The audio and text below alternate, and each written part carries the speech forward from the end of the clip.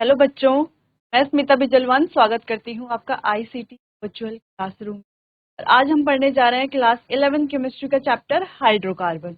Hydrocarbon हमारा organic chemistry का सबसे इम्पॉर्टेंट चैप्टर है और सबसे पहला चैप्टर है जो हम ऑर्गेनिक केमिस्ट्री में पढ़ते हैं। तो पहले जो है हम जीओसी कंप्लीट कर लेते हैं, यानी कि जो जनरल ऑर्गेनिक केमिस्ट्री होती है जहाँ पर हमने नोमेनक्लेचर, आइसोमेरिज्म, स्ट्रक्चर, ये सारी चीजें हम वहाँ पर पढ़ते हैं। यानी कि इंडक्टिव इफेक्ट क्या होते हैं, अलग अलग टाइप के इफेक्ट्स क्या होते हैं, रेजोनेंस क्या होता है, स्टेबिलिटी, एसिडिटी, ये इस तरीके की चीजें जो है हम अपने जनरल ऑर्गेनिक केमिस्ट्री में पढ़ चुके होते हैं।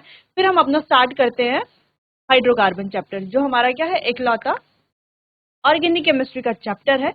और 11th में जो है एक ही चैप्टर है। उसके बाद हमारे पास 12th में इसके कई सारे चैप्टर्स हैं ऑर्गेनिक के, बहुत सारे, जैसे कि halo alkanes, halo arenes, alcohol, phenol, ether.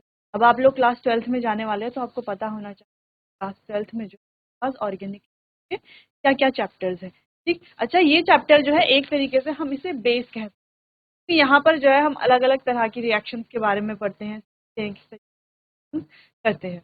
चलिए, तो ये चैप्टर स्टार्ट करते हैं। स्टार्ट करने से पहले लास्ट लेक्चर तक हम जो है सैचुरेटेड हाइड्रोकार्बन पढ़ चुके थे पूरा, यानी कि एल्केन्स के बारे में।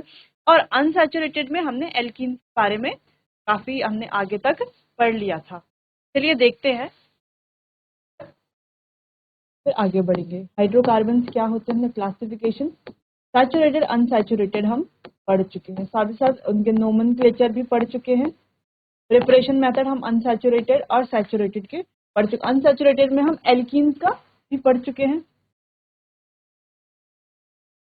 चलिए, तो यहाँ पर लास्ट में हमने क्या पढ़ा था, ओजोनोलिसिस, पॉलीमराइजेशन। ओजोनोलिसिस यानी कि रिएक्शन CH2Cl2 और ओजोन के प्रेजेंस में होती है। यहाँ पर ओजोनाइड बनता है हमारे पास, रेड्यूसिंग एजेंट से हमारा एल्डिहाइड और कीटोन यहाँ पर फॉर्म होता है। एल्डिहाइड कीटोन, एल्डिहाइड फॉर्म हो सकता है। हमने कुछ एग्जाम्पल दिए थे, एक और एग्जाम्पल जो है देख लेते हैं इसका। इस तरीके से हमारे पास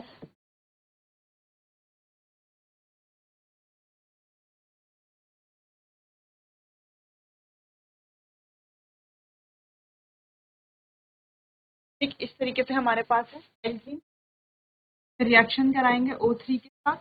देखो क्या बनेगा हमारे पास, देखो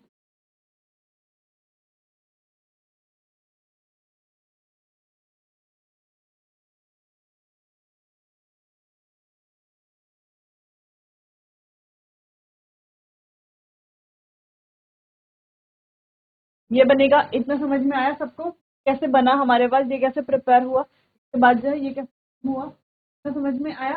ठीक, चलिए इसके आगे बढ़ते हैं। यहाँ पर रेड्यूसिंग एजेंट ZnCH3OH हम यहाँ पर लेंगे। सेम रेड्यूसिंग एजेंट यहाँ से आपको ये, और आपको ये याद रखनी है। ठीक, तो क्या करते हैं हम यहाँ पर ब्रेक करते हैं। देखो ये बॉन्ड जो है इस तरीके से ब्रेक हो जाएगा इधर, ये बॉन्ड जो है इस तरीके से ब्रेक हो जाएगा इधर। देखो कैसे बनेगा हमारे पास, देखो यहाँ पर होगा RP double bond OR।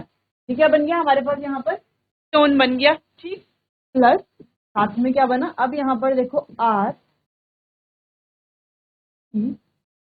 Double bond OH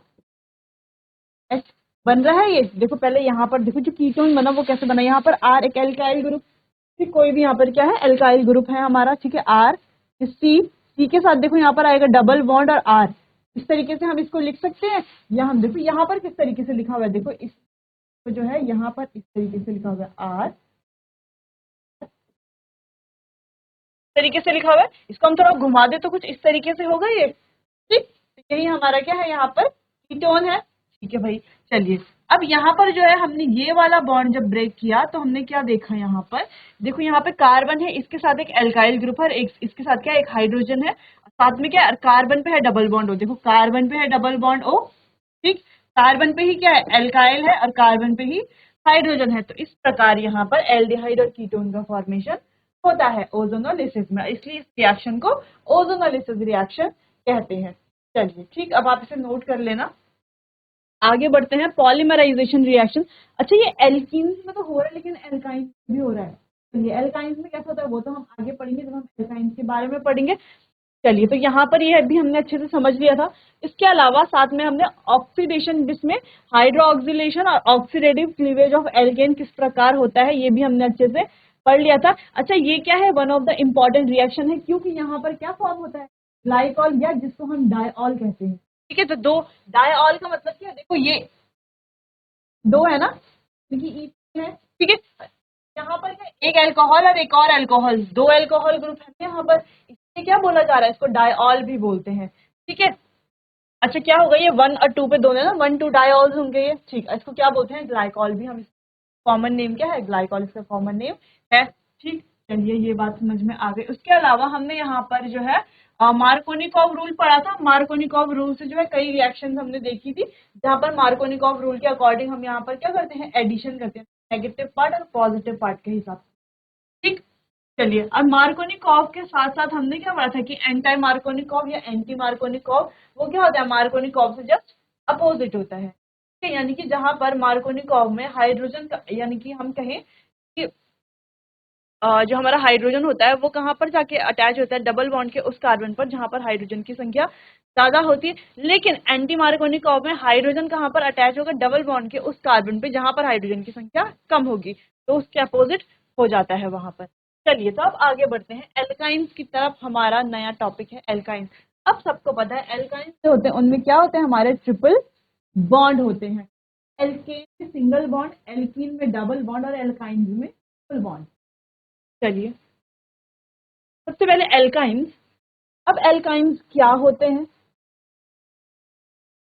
ये हमारा क्या है आज का नया टॉपिक। अभी तक जो हमने डिस्कस किया वो हमने अपने प्रीवियस लेक्चर में कर चुके हैं। एक हमने एक क्विक रिवीजन भी हमने कर लिया। चलिए, तो एल्काइंस की तरफ बढ़ते हैं। जैसे कि सब जानते हैं एल्काइंस क्या होते हैं, जो हमारे अनसैचुरेटेड हाइड्रोकार्बन्स होते हैं।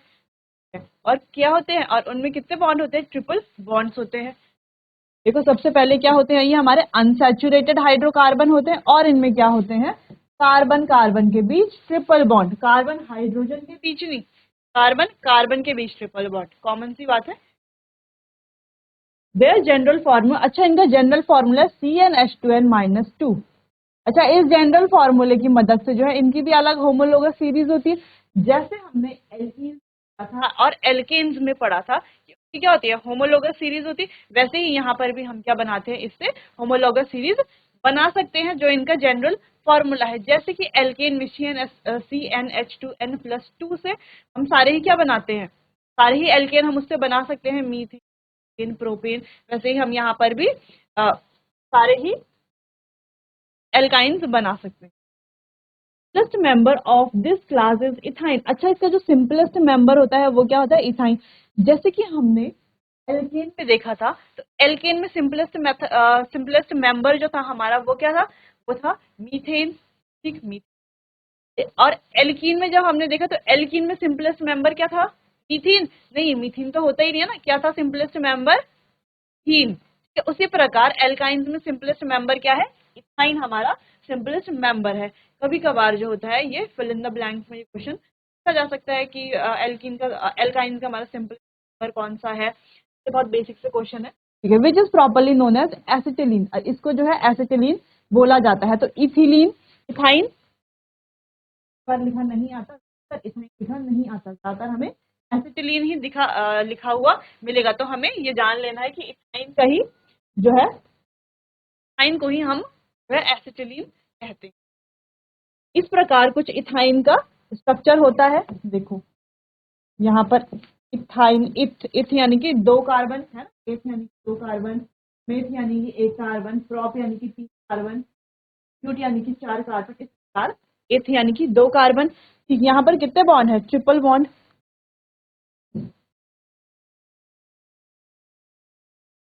कितने बॉन्ड है इनके बीच में, ट्रिपल बॉन्ड। और यहाँ पर एक हाइड्रोजन। देखो कार्बन की वैलेंसी पूरी है क्या, चार बॉन्ड कंप्लीट कार्बन के, बिल्कुल, तीन और एक चार। इस कार्बन के भी तीन और एक चार, चारों बॉन्ड क्या है, कंप्लीट। तो ये हो गया हमारा एसिटिलीन। ठीक, चलिए, इस प्रकार यहाँ पे butyne, but one yne, one पे ही आइन है ना, तो ब्यूटाइन। यहाँ पर देखो ब्यूट टू आइन, ऐसे दोनों में डिफरेंस क्या है, पोजीशन का डिफरेंस। जो बॉन्ड है उसकी पोजीशन देखो, पहले उसमें जो हमारा ट्रिपल बॉन्ड है वो कहाँ पर है, पहले और दूसरे कार्बन के बीच में। यहाँ पर क्या है, ट्रिपल बॉन्ड, दूसरे और तीसरे कार्बन के बीच में है ट्रिपल बॉन्ड। इधर से काउंट करें या हम इधर से काउंट करें, ठीक है। जब हमने नोमेनक्लेचर में पहले भी पढ़ा है तो नोमेनक्लेचर के अकॉर्डिंग क्या होता है कि जहां से हमारा जो हमारा डबल बॉन्ड या ट्रिपल बॉन्ड है या हमारे फंक्शनल ग्रुप्स होते हैं, जहां से वो पास करते हैं काउंटिंग में। चल, ये ब्यूट टू आइन हो गया। सेम ऐसे ही प्रोपाइन भी होता है और कई हम जो है। चलिए, तो ये तो बेसिक पार्ट रहा, ये आपको समझ आ गया होगा। इसके जो है आप शॉर्ट नोट बना लीजिए, तो आप जो है पॉइंट पॉइंट करके भी नोट कर सकते हैं, एग्जाम्पल भी आप लिख लीजिए।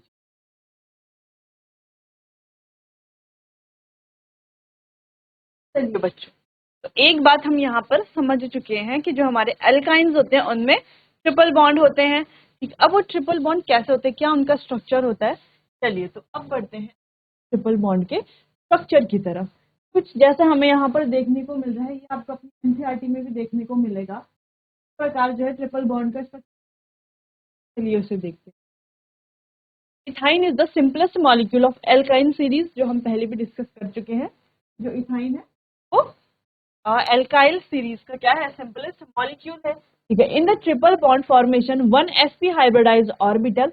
अब ट्रिपल बॉन्ड फॉर्मेशन में क्या होता है, अब sp हाइब्रिडाइजेशन ये क्या होती है, ये सब जो है हम केमिकल बॉन्डिंग में पढ़ चुके हैं, किस प्रकार जो है बॉन्ड बनते हैं, ये हम वहां पर पढ़ चुके हैं। इसे थोड़ा यहाँ पर हम डिस्कस कर लेते हैं, ठीक।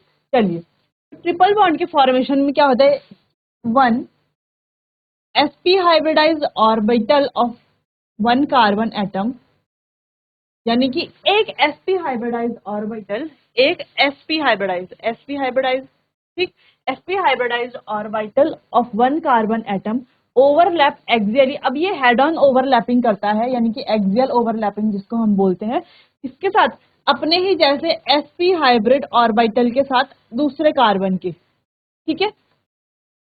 एक sp हाइब्रिडाइज्ड ऑर्बिटल एक कार्बन का, वो अपने ही जैसे sp हाइब्रिडाइज्ड ऑर्बिटल दूसरे कार्बन के साथ क्या करता है, ओवरलैपिंग करता है एक्सियली, और क्या बनाता है, सिग्मा बॉन्ड बनाता है, ठीक। सिग्मा बॉन्ड समझ में आ गया, जो है सिग्मा बॉन्ड बनता है। Each of the two unhybridised orbital of one carbon overlap sideways. और जो अनहाइब्रिडाइज्ड ऑर्बिटल्स हैं वहां पर वो क्या करते हैं, एक कार्बन का जो अनहाइब्रिडाइज्ड ऑर्बिटल है वो ओवरलैप करेगा sideways with the similar orbital of the other carbon atom to form two weak pi bond. और बाकी के जो अनहाइब्रिडाइज्ड ऑर्बिटल्स हैं वो क्या करेंगे, साइड वाइज ओवरलैपिंग करके क्या बनाएंगे, एक दूसरे के साथ साइड वाइज ओवरलैपिंग करके क्या बनाएंगे, पाई बॉन्ड बनाएंगे। पता है ना, साइड वाइज ओवरलैपिंग से हमारा क्या बनता है, पाई बॉन्ड बनता है, और हेड ऑन ओवरलैपिंग से क्या बनता है, हमारा सिग्मा बॉन्ड बनता है। हम जब पहले हमने डिस्कस किया था तो कुछ इस प्रकार डिस्कस किया था कि ये होती है हमारी हेड ऑन ओवरलैपिंग, जहां पर क्या बनता है, सिग्मा बॉन्ड बनता है। इस तरीके से भी क्या होती है हमारी हेड ऑन ओवरलैपिंग होती है, जहां पर क्या बनता है, सिग्मा बॉन्ड बनता है। इस तरीके से हमारी साइड वाइज ओवरलैपिंग होती है, जहां पर पाई बॉन्ड का फॉर्मेशन होता है, ठीक। तो ये हम जो है पहले भी डिस्कस कर चुके हैं।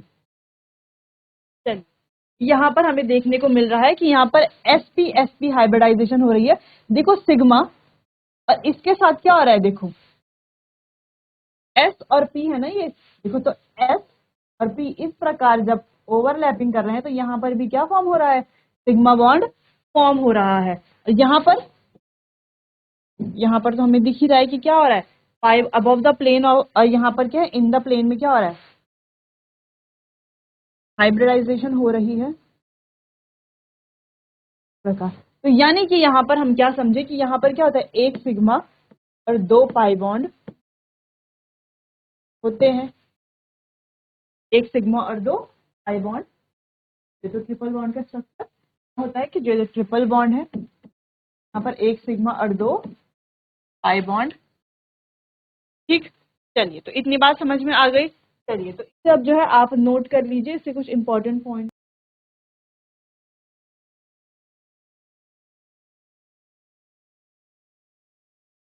चलो आगे, the remaining sp hybrid of each carbon atom. और जो रिमेनिंग sp हाइब्रिड है ईच कार्बन एटम की, वो ओवरलैप करेगी with 1s orbital of hydrogen to form CH bond, और वो हाइड्रोजन के 1s के साथ फॉर्म करेगी, क्या बनाएगी, CH बॉन्ड। जैसे कि यहाँ पर बन रहा है हाइड्रोजन के साथ, यहाँ पर क्या बन रहा है 1s बॉन्ड, तो यहाँ पर तो सिग्मा बॉन्ड ही बनेगा, यहाँ पर क्या बनेगा, सिग्मा बॉन्ड ही बनेगा, वो तुमको पता है। और H के बीच में क्या है, सिग्मा बॉन्ड है। हम यहाँ पर स्ट्रक्चर देख पा रहे थे C ट्रिपल बॉन्ड CH, और C और H के बीच में क्या है, और H के बीच तो सिग्मा बॉन्ड है ना। यहाँ पर जो हमने देख दिया SB/SP की ओवरलैपिंग, सॉरी 1s की और यहाँ के P की ओवरलैपिंग के साथ हमारा जो है यहाँ पर सिंगल बॉन्ड बन रहा है, यानी कि सिग्मा बॉन्ड बन रहा है। ठीक है, आगे 10 carbon to carbon triple bond is made up of 1 sigma and 2 pi bond. इसीलिए जो है कार्बन और कार्बन का जो ट्रिपल बॉन्ड है वो कैसे बन रहा है, कार्बन कार्बन का triple bond is made up of 1 sigma bond and 2 pi bonds, एक सिग्मा और 2 पाई बॉन्ड से बस बन रहा है।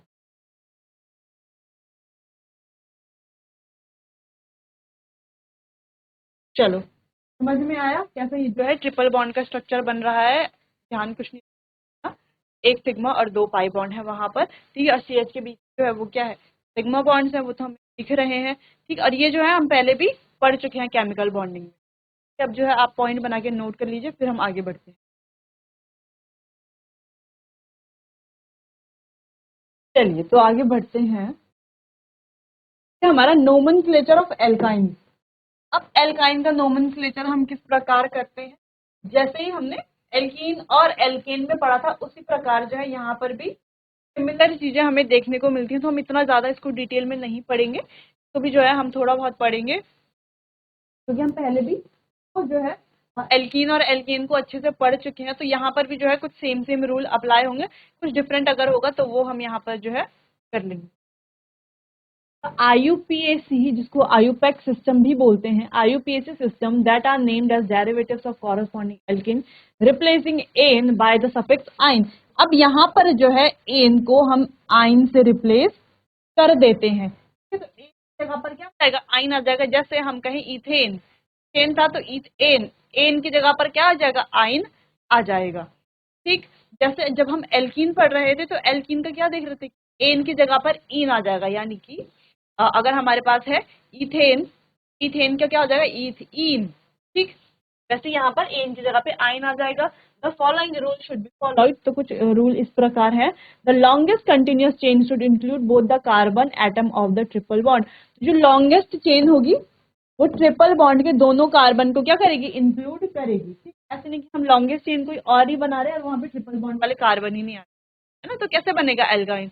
तो जो लॉन्गेस्ट चेन जो भी हम अपने आप के लिए जो भी हम लॉन्गेस्ट चेन का करेंगे, चूज करेंगे, वो क्या होगी, उसमें क्या होना चाहिए, ट्रिपल बॉन्ड वाले कार्बन होने इंक्लूड होने चाहिए। ठीक है, सफिक्स यूज, सफिक्स यहाँ पर आइन हम यूज करेंगे। ठीक, सफिक्स यानी कि जो अंत में लगाया जाता है, इस प्रकार ये है, यहाँ पे ब्यूट वन आइन है तो इस प्रकार यहाँ पर ब्यूट वन आइन, INE, क्या लगाएंगे हम, आइन लगाएंगे।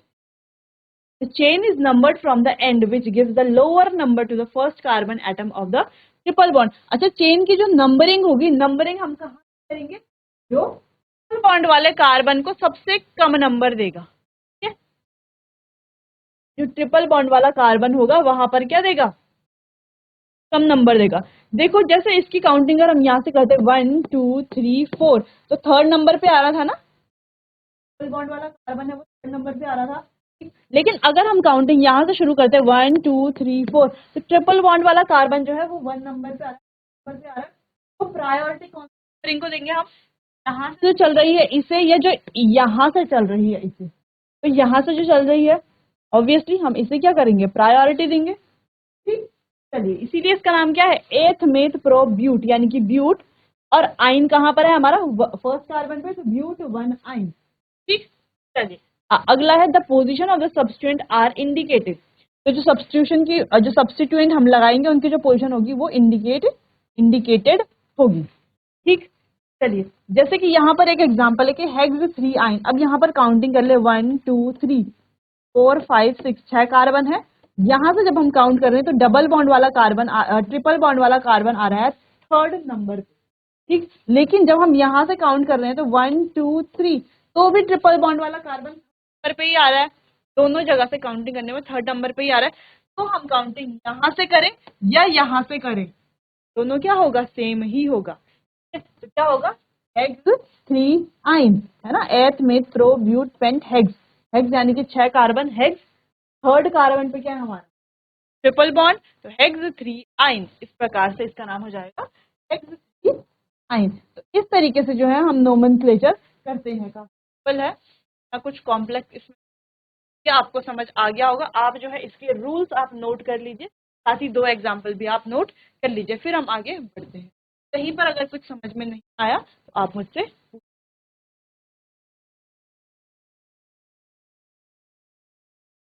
चलिए। तो आपने नोट कर लिया होगा, आपको समझ भी आ गया होगा। अब पढ़ते हैं आइसोमेरिज्म, एल्काइन आइसोमेरिज्म। जैसे हमने एल्कीन में आइसोमेरिज्म पढ़ा, इसी तरीके से कुछ यहाँ पर भी क्या होता है, आइसोमेरिज्म होता है। आइसोमेरिज्म यानी कि जहाँ पर जो है हमारा क्या है, फॉर्मूला तो सेम है, फॉर्मूला क्या है, सेम है, लेकिन स्ट्रक्चर क्या है, डिफरेंट है।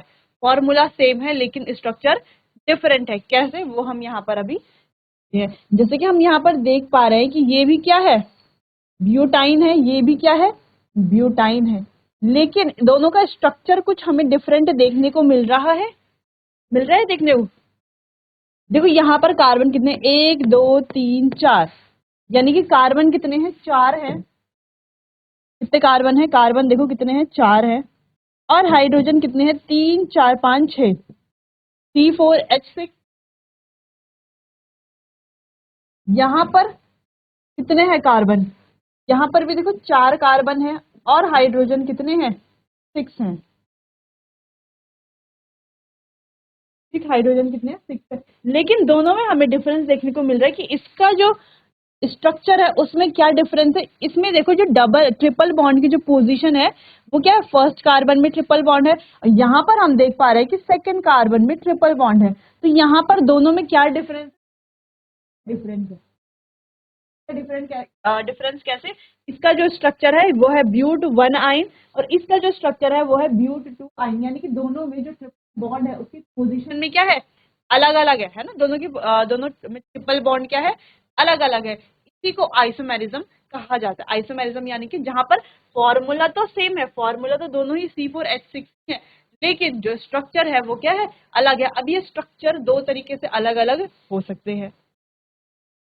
अब स्ट्रक्चर 2 तरीके से कैसे अलग हो सकते हैं, एक तो इस तरीके से जो हमने यहाँ पर डिस्कस किया कि यहाँ पर जो है ट्रिपल बॉन्ड की जो पोजीशन है वो चेंज हो गई, पोजीशन चेंज हो रही है। चेन देखो, चेन तो सेम ही है ना, 4 कार्बन की एक सिंगल चेन है, यहाँ पर भी 4 कार्बन की एक सिंगल चेन है।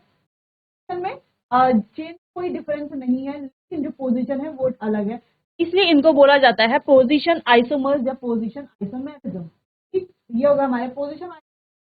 वैसे ही जो चेन आइसोमेरिज्म है, यहाँ पर क्या होता है, यहाँ पर हो सकता है पोजीशन सेम हो लेकिन ये अलग हो जाएगी। ठीक है, जैसे कि हम यहाँ पर देख पा रहे हैं,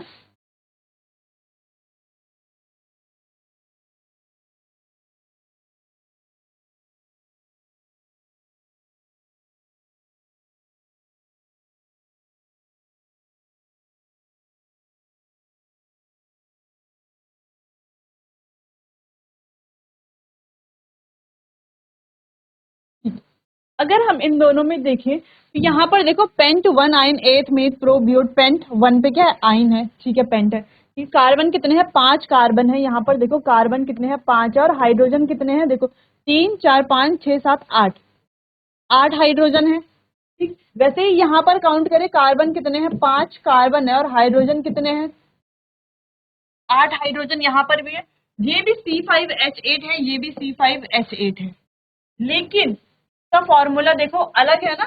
ये क्या है, 1 1 2 3 4। अब यहाँ पर थर्ड कार्बन पे एक मिथाइल ग्रुप है, इसका जो स्ट्रक्चर है, वो डिफरेंट है, दोनों का स्ट्रक्चर क्या है, डिफरेंट है, लेकिन डिफरेंस कहाँ पर है, डिफरेंस है चेन में। यहाँ पर 5 कार्बन की चेन है, यहाँ पर देखो 4 कार्बन की चेन है। सेकेंड वाले कार्बन जो हमारा थर्ड कार्बन है वहां पर क्या है, एक मिथाइल ग्रुप लगा हुआ है। ठीक, अगर हम चाहे तो चेन इसे माने है ना। हम जो है हम बोले ये वाली हमारी मेन चेन है, तो फिर भी थर्ड पे क्या है, एक मिथाइल ग्रुप है। ये वाली हमारी मेन चेन है, फिर क्या है थर्ड पे एक मिथाइल। ठीक, तो जो भी हम इसे बोले चेन या जो भी है, यहाँ पर क्या है चेन में ही डिफरेंस है। यहाँ पर हमारे पास जो मेन चेन है, हमारी मेन चेन है वो क्या है, हमारी 5 कार्बन की चेन है। यहाँ पर जो हमारी चेन है वो 4 कार्बन की चेन है। ठीक, तो इसे कहा जाता है चेन आइसोमर या चेन आइसोमेरिज्म। ठीक, चल चेन क्या है और पोजीशन क्या है, चलिए अब इसको पढ़ लेते हैं। The isomers differ in the chain of carbon atom, यानी कि जो आइसोमर अलग अलग है कार्बन एटम की जो चेन है वो डिफरेंट, कार्बन एटम की चेन है वो अलग है। For example the molecule having molecular formula C5H8 shows chain isomer. तो इस प्रकार जो है ये पेंटाइन जो है यहाँ पर क्या दिखा रहा है, सॉरी ये C5H8 जिसका मॉलिक्यूलर फॉर्मूला है वो इस प्रकार जो है यहाँ पर चेन आइसोमर दिखा रहा है। ठीक, वैसे ही अगला है यहाँ पर पोजिशन आइसोमर्स। अब alkynes having more than 4 carbon atom show position isomer, यानी कि वो एल्काइन जिनमें 4 कार्बन एटम से ज्यादा होंगे वो आइसोमर दिखाएंगे। 3 कार्बन वाले क्यों नहीं दिखा सकते, 3 कार्बन वाले इसलिए दिखा सकते हो, देखो 3 कार्बन अगर कहीं पर है तो यहाँ पर आ जाएगा ट्रिपल बॉन्ड, यहाँ पर आ जाएगा ट्रिपल बॉन्ड, और यहाँ पर अगर सिंगल बॉन्ड है तो वो चेन क्या हो जाती है, दोनों अगर हम दोनों तरफ से क्या कर रहे हैं वहां पर काउंट करें तो क्या हो जाता है, सेम ही रहता है। देखो यहाँ से काउंट करेंगे तो 1 2 3 तरीके से। अगर हम जो डबल ट्रिपल बॉन्ड है इधर ले आते हैं, ट्रिपल बॉन्ड इधर साइड ट्रिपल बॉन्ड आया तो भी तो सेम ही था। अगर हम करके देखें तो दोनों ही क्या हो जाते हैं, सेम हो जाते हैं, वहां पर आइसोमर तो बन ही नहीं पाता। देखो जैसे यहाँ पर 3 कार्बन की चेन, 3 कार्बन की चेन है, अब इसका आइसोमर अगर हम बनाए तो ट्रिपल बॉन्ड को यहाँ पर शिफ्ट कर लेंगे ज्यादा से ज्यादा, और क्या कर लेंगे, सेम ही तो है, दोनों ही क्या है यहाँ पर भी डबल बॉन्ड की, यहाँ पर ट्रिपल बॉन्ड यहाँ पर आ रहा है, यहाँ पर भी ट्रिपल बॉन्ड फर्स्ट पोजीशन पे आ रहा है, तो दोनों ही क्या है, सेम है, सिमिलर है, क्या है, सेम है। तो यहाँ पर कोई पोजीशन आइसोमर नहीं बनता, 3 कार्बन के बाद पोजीशन आइसोमर बनना शुरू होता है। ठीक, तो पोजीशन आइसोमर समझ आया कि जिस 4 कार्बन से ज्यादा जब होगा तब हमारा पोजीशन आइसोमर बनेगा, मोर देन 4 कार्बन एटम। तो यहाँ पर जो है आप चेन आइसोमर और पोजीशन आइसोमर यानी कि चेन आइसोमेरिज्म और पोजीशन आइसोमेरिज्म इसे समझ गए होंगे। चलिए इसे नोट कर लीजिए, फिर आगे बढ़ते हैं।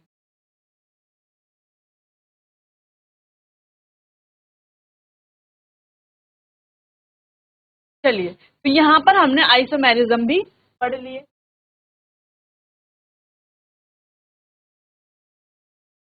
यहाँ तक जो हमारे टॉपिक थे वो तो हो गए हैं कंप्लीट। अब आगे हम पढ़ेंगे प्रिपरेशन ऑफ एल्काइन, यानी कि एल्काइन को बनाते कैसे। जैसे कि हमने एल्कीन्स और एल्केन का प्रिपरेशन मेथड पढ़ा, उसी प्रकार हम एल्काइन का प्रिपरेशन मेथड भी पढ़ेंगे, साथ ही साथ कुछ अलग रिएक्शंस भी पढ़ेंगे। ठीक है, चलिए तो ये सब हम कंटिन्यू करेंगे अपने अगले सेशन में। तब तक के लिए अच्छे से पढ़ते रहिए, जहां पर अगर आपको समझ नहीं आता तो आप मुझसे पूछ सकते हैं। अच्छे से अपने एग्जाम्स की तैयारी कीजिए और पढ़ाई करते रहिए। चलिए, तो मिलते हैं अपने अगले सेशन में, तब तक के लिए आपका बहुत बहुत धन्यवाद।